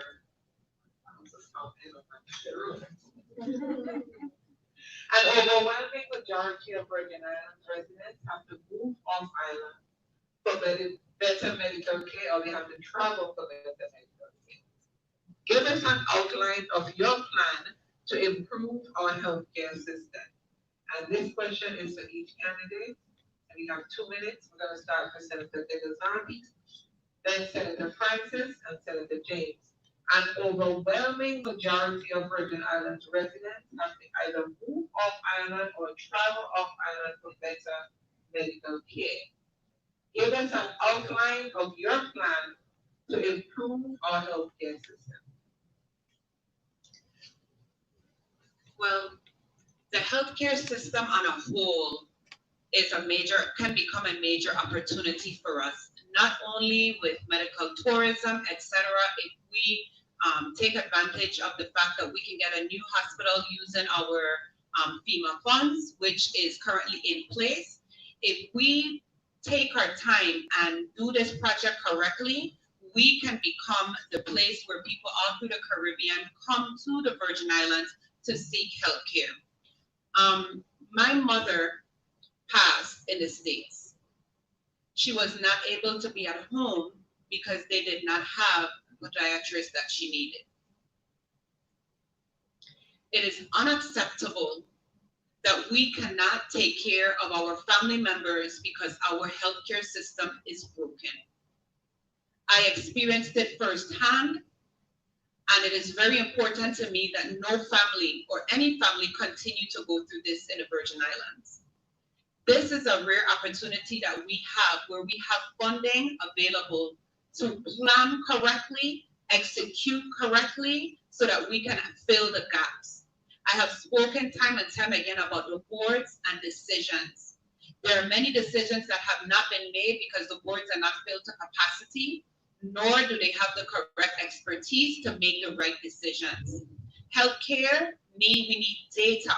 I spoke about my bill to come up with the VI Bureau of Statistics, where we have the correct data that we need to apply for federal funding, to become more competitive, to attract investors, to attract the right doctors, to build a secure foundation health-wise. We right now, we are not able to attract, we're not able to maintain the doctors that we have. And I felt the pain of that, as I said, by my mother having to go away and passing in the States. So by us being responsible with the funds and the opportunity that we have and building a solid infrastructure and paying attention to situations or cases like the dialysis, those are where we need to focus our attention on people that have to go away for medical services. Take advantage of the federal funds that are available with proper planning and create a solid healthcare system so that we can also attract, create a medical tourism base. Thank you so much. Alison Degazan, number 3. Thank you, Senator Degazan. Thank you very much for your question, and I'll tell you that healthcare is life. And we have an elderly community here, not to mention that we have a community where there's a lot of uncompensated care that goes towards the hospital, and they're expected to be taken care of. I truly believe that there's some opportunity for us to be able to build out a healing destination through the forward movement of our healthcare system here in the territory. We have done a tremendous amount of work collectively in the 33rd legislature, looking at this and how do we move the needle by improving this. We recently did a walkthrough of our temporary facilities, and we're very impressed with the facility that's going up there, albeit a temporary facility that have all of the necessary amenities to be able to, again, at least address the issue of healthcare on a temporary basis.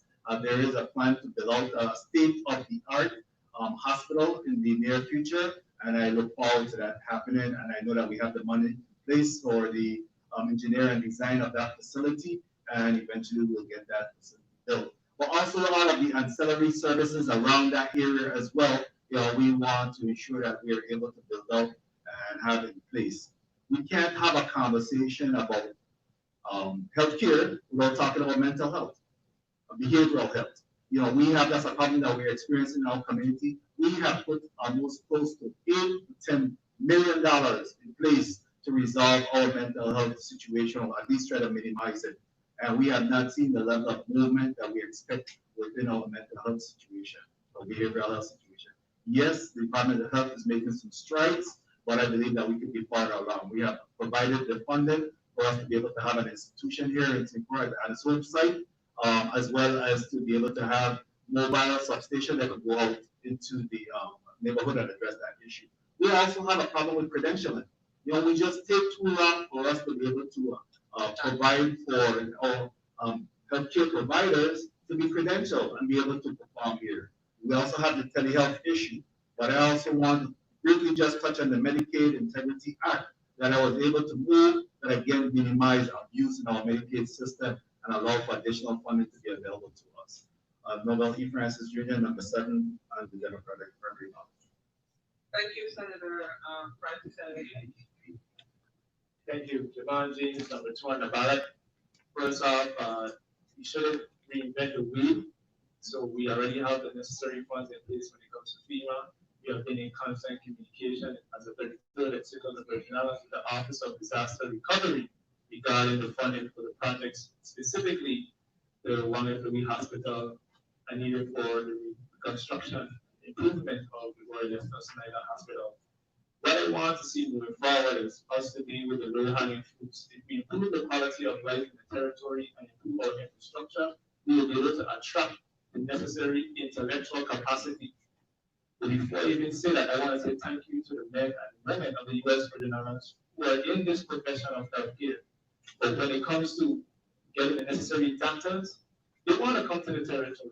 But if we don't improve our infrastructure, if we don't improve the quality of life, why would somebody leave the U.S. mainland to come down here? Of course, we all know they want to help, but it's more about the help. It's having individuals, retaining them, and having them able to stay here. So once we do the low-hanging fruits, improve our infrastructure, we will be able to attract the necessary intellectual capacity and doctors to move forward.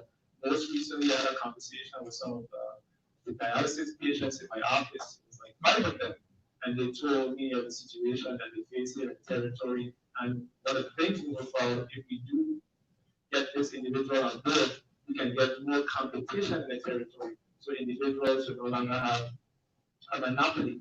And I'm not knocking anyone's hustle, but we need individuals who will be able to compete, because I think competition brings out the best in everyone. If you're just the only one doing something, it's easy for one to get comfortable and not provide the necessary health care in the territory. So we don't need to reinvent the wheel. We just need to improve the quality of life here in the territory to attract the the necessary intellectual capacity of doctors that can be able to move this territory forward in the profession of healthcare. And I want to say to the people of the U.S. Virgin Islands that we will continue to work all part of the first branch of government, but we are relying heavily on the executive branch to move these funds forward to improve the infrastructure there at the Wellington Hospital, so we could be able to have the state-of-the-art facility that was just mentioned by the previous speaker. I want to get to our needs and the total about it. Okay, thank you, Senator James. We are at the end of our question and answers. We thank you so much for participating. We are going to give you one more opportunity to do a closing statement, and that is again for 2 minutes. So this we're going to ask you to please stay 2 minutes of time for 2 minutes. We're going to start with Senator Francis, Senator Nicholson, and Dr. Senator James. Senator Francis. Thank you very much. I want to thank the Democratic Party for this opportunity for us to really showcase what we have to offer this community. Again, I want to encourage and wish luck to Senator James, Senator Degazan, and all of our Democratic candidates vying for a seat in the primary. I also want to take this opportunity to salute our first responders, the COVID task force, the governor, COVID staff force that continue to keep us safe in this community. But those individuals those first responders continue to put their lives on the line for our safety, and I'm deeply indebted to you for that. I also want to really encourage individuals that I really have a focus forward movement, and that movement is to be able to serve this community. Public servant for at least 31 years, I'm asking you to consider me once again in being able to again serve you. I believe that we need to work with the University of the Virgin Islands in building those intellectual property capacities that we need to move this territory forward. I want to champion. I not only talk the talk, but walk the walk. Met the farmers. They talk about making sure that we wanted some additional money. I moved legislation that allowed them to earmark a percentage of our budget for them to be able to have again agriculture in our community, so that we can have food security and food sustainability. The consumer issue in terms of walkability. We don't want to ever experience where individuals are being charged a double billing in Whopper. We saw where, again, we had individuals in our community that had to be said whether or not they're going to buy food, medicine, or pay their Whopper bill. I moved legislation with the help of my colleagues so that we don't ever see a back billing in this territory again. I believe that education is the key. Whatever we do, we want to always support the education of our students, so that they can continue, our students as well as the adults, because we do have adults that are seeking education and higher education as well. I want to always be in that supportive role so that we can do that. Again, I'm Nobel E. Francis Jr., your humble public servant, asking for consideration of one of your votes in the Democratic primary, number 7. Thank you, Senator Francis. Senator Davis. Thank you. Thank you so much. I also would like to thank the Democratic Party for putting this forum together. It is always positive to be able to get together, answer questions. Usually we're the ones asking questions and investigating and exploring, but it's great to be able to share our successes, our accomplishments with you. I have taken my role as a senator very seriously. As it pertains to legislation and bills, I have pushed many meaningful legislation that not only will immediately cause an impact, but 5 to 10 years from now, we can see how important these legislation were. Whether it was for agriculture, I continue to be a champion for agriculture, to promote food security, to promote agriculture awareness. I am so proud that we can say UBI now has an AA and a BA in agriculture studies. That is a major improvement.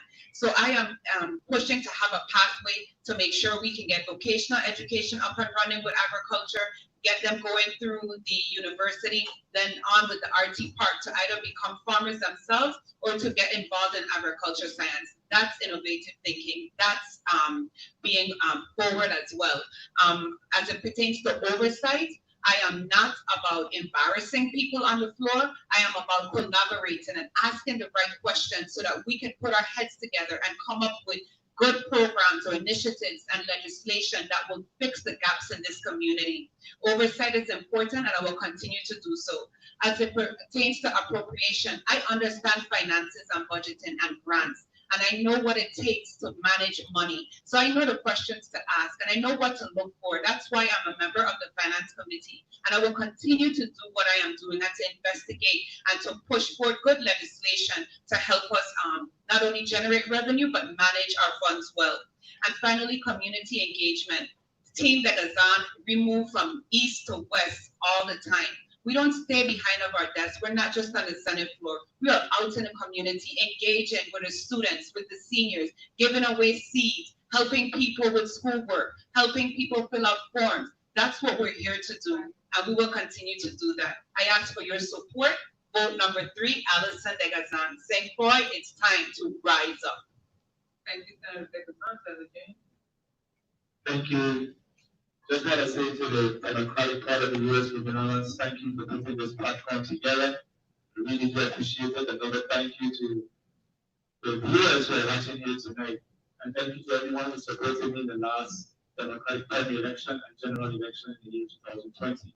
What I want to say to the people of the U.S. Virgin Islands, there's no I in team, there's no I when it comes to this body. And as much as I speak about the many legislation that I've brought forward, I wouldn't have been able to do it without the support of my colleagues. So I want to say thank you to everyone in the 33rd legislature of the Virgin Islands. No matter which side of the aisle you're on, I will continue to bring legislation that impacts and improve the quality of life of our U.S. Virgin Islands. I just want to say to the youth out there who are listening, it's very important that you understand the role of a senator. And it's very important that we implement in our curriculum the jurisdiction that we fall under the U.S. Virgin Islands. Even though we mirror the U.S. system, it's a lot different when it comes to how it's structured. And moving forward, I really like to see people understand the role of a commissioner, the role of a senator, the role of a director, the role of a congresswoman, Stacey Plaskett, the role of the governor, the lieutenant governor, because it caused some chaos in the territory. And it hurts my heart at times, not on this platform here tonight, but when individuals run for a seat in the Senate and they say, I'm going to do this and I'm going to do that. But hey, I wish them the best. Some of those things that they want to do is the job of a commissioner, and some of those things they need to do, you need to work with your colleagues. So if you're not a team player, this institution is not for you. And I want to continue to say there's no I in team. And I'm very happy for the accomplishments that I've been able to accomplish in my first year. And I just want to say, we reply to the people of the Virgin Islands, I will continue to be transparent and utilize my social media platform so that individuals know what I'm doing. I'll continue to be on the radio and put my town hall meetings together. I've basically put 2 town hall meetings forward since I came into the Senate, and I've been on the radio almost every month updating the people. Let's continue to support Devon James, number 2 on the ballot on August 1st. Thank you. Thank you. Thank you, ladies and gentlemen, for your support of the Democratic Party candidates. And thank you, senators, for taking this process very seriously and for showing up for and participating here this evening. Thanks to the Democratic Party for hosting, the leadership of the party for hosting this forum, and for Anthony Weeks, of course, and your crew for providing the live streaming service. We will continue tomorrow evening. The second half of the other participants are going to be here tomorrow evening. The format is going to be the same. The questions will be different, of course. But I neglect to apologize for, on behalf of Senator Ojan Benta. I was told to say that in the beginning, but I forgot that he was not able to be here this evening, but he's going to be with us tomorrow. He's on the flyer saying that he's going to be there today. But he was not able to be here. Also, Mr. Williams, I know he has a concern about the COVID-19. Thanks again. I'm going to turn this over to the leadership of the party, the territorial chair, Mr. Cecil Benjamin. Well, thank you so much, Barbara. I'm enchanted. I feel so good about this because I have so much confidence in the Democratic Party of the U.S. Virgin Islands. That's why I stick with this over the years. And I like what I'm doing because tonight we have presented to you, like I said, the best. And you have listened to the intellectual persuasion. You have really seen their personal qualities, their experience. They're so connected to the community that they're talking about the issues that are of paramount importance to the people of the Virgin Islands. Their ideas, their proposal to solve your problems, the people's problems out there. And they're all, tonight we have some incumbents, and they have fantastic records. They have helped to solve our problems, and we're going to continue to do this. It's so great. And you have all them, you have all of what they have to say. Now, you have been so informed about our candidates that we presented to you, the public, not only Democrats, but all the rest of you who have to vote for them again in November. You have listened to them. You have so informed. Now you have a choice. You have to make a decision. And we want you to make sure that you do the best out there. We're not going to tell you what to do and who to vote for, but we are presenting the best to you. We are talking about the improvement of the lives of the people of the Virgin Islands, especially with, now we're going through hurricane season. That's another problem we got to face. We have the COVID-19 virus, tremendous. This is creating havoc with respect to our health and safety in the territory. Don't talk about the economic consequences that this is going to bring very soon. And I'm saying to you, I'm so enchanted to know that we have some great people that can lead us into that and take care to those type of issues that are going to come because of the results of the COVID problem that we have in the territory. Again, I want to thank all of you for coming, and I want to give kudos to our team captain, Surya Boys, our team captain. You have a great team. I love it so much. And we're going to push you guys there to make sure that we're going to maintain 13 of you, at least 13 of you. That's what we have right now. We may do better, but we're going to try to maintain the 13 so that we can do the best for the people of the Virgin Islands. Work with us. We are for you. I hope that you make sure that you get out there and vote for people. Thank all of you for coming, and good luck to all of you. I'm so enchanted and delighted to be amongst the best this evening. Tomorrow night, we're going to continue, and then Thursday and Friday, we have more to come. But I want to say, maybe tomorrow night or sometime during the week, we're going to have the titular of the party, our governor, who is doing a fantastic job in making sure that we are properly secure health-wise and in terms of safety during this COVID virus pandemic. It's really some tough times to deal with that, to deal with the economy of the territory, all of what's going down. This is not easy. So if we work together, my thing is about unity. We work together, we can solve our problem. I'm so confident that once we can do that, it's going to be all right. I'm glad to have Stacy tonight, our congressperson, that will be with us again. But maybe tomorrow we can have the governor with us. He's going to be here with us before this thing is all in. And thanks again, everyone. Thank you so much, Barbara, and your colleague over there, and Rennie and everybody. You're doing a fantastic job. And let's keep it going. Thanks again. And community, come out to vote. We have early voting going through. I understand it's going slow. Please come out to vote. Don't let this virus thing keep you home. Yes, there's a choice between that and a choice between selecting the people who will get out there to take care of some of these problems. So let's get out there and vote. Please get out and vote. Thank you so much.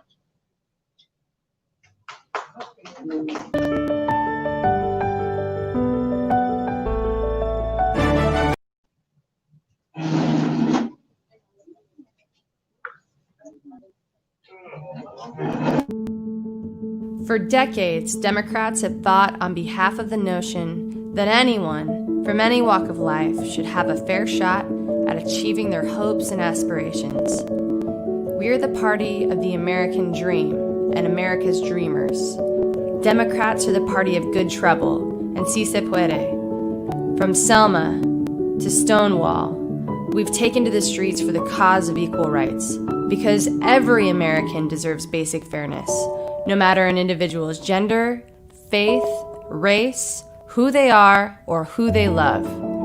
We're the party of clean air and water, and we're never going to stop fighting to protect the world we leave our kids. We're the party of common sense gun violence solutions, because this epidemic has got to end. Democrats are the party of reproductive health, Because women, not politicians, should be in charge of their own bodies.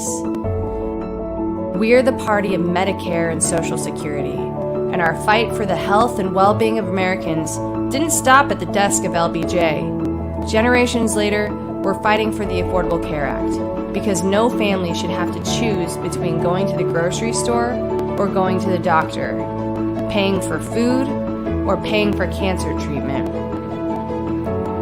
We're the party of the New Deal and the economic recovery, because we know in our hearts that if you work hard and play by the rules, anyone ought to be able to get ahead. Democrats know that our nation is stronger when we have an economy that grows paychecks, creates good-paying jobs, and gives regular folks a chance to succeed. We know from our history the power of ordinary people to effect extraordinary change. And we are ready to effect extraordinary change like never before. We are Democrats.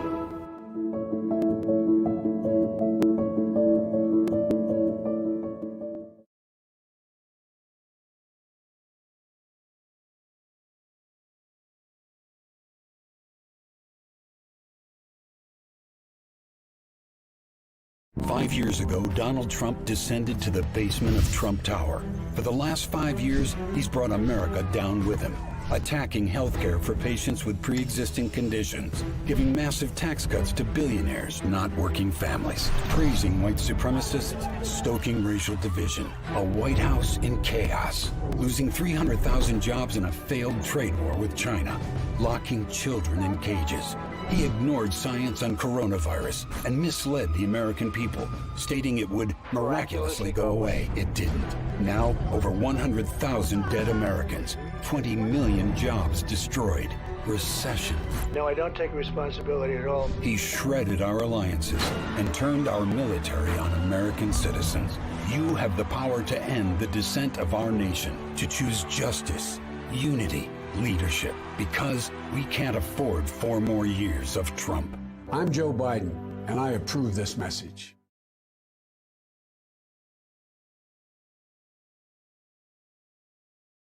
We do not want to go to jail, but we will go to jail if this is the price we must pay for love, brotherhood, and true peace. I appeal to all of you to get in this great revolution that is sweeping this nation. Get in and stay in the streets of every city, every village and hamlet of this nation until true freedom comes. Your vote is precious, almost sacred. It is the most powerful non-violent tool we have to create a more perfect union. We did go to jail, but we got a Civil Rights Act. We got a Voting Rights Act. We got a Fair Housing Act.